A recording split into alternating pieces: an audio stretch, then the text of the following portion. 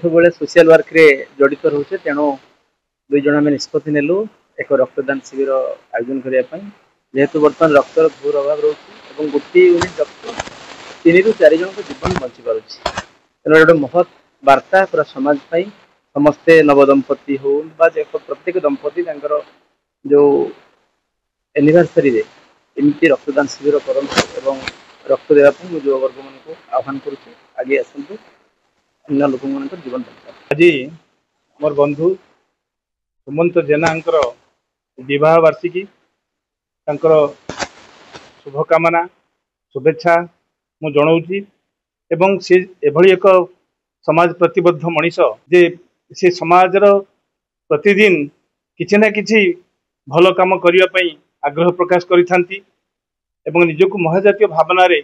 से उद्बुद्ध कराई आग को चलती रक्तदान शिविर आयोजन करछंती वृक्षरोपण करुछंती प्रकृति मित्र मध्य पुरस्कार पाइछंती से आम जिला गौरव आनी रक्तदान भाया एक कार्यक्रम आयोजन कर धन्यवाद दूची आशा करुछि एई प्रकार महत कार्य सी जो देखते रास्ता अन्य माने या द्वारा मध्य प्रभावित हेबे आमे समस्ते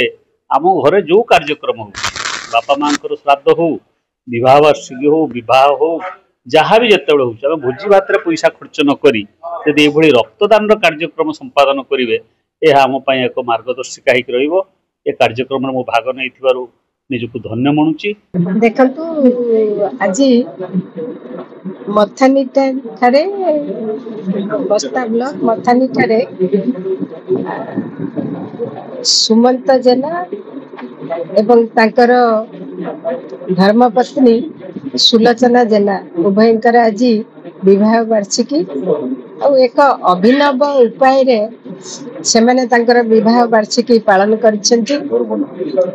सर्वप्रथम महाप्रभु श्री जगन्नाथ पाखरे प्रार्थना करी तांकर दाम्पत्य जीवन सुखमय हो से सबु बेले एमिति खुशी रे रही आनंद रे रही समाज रा सेवा करंतु। आज एक पवित्र दिन आज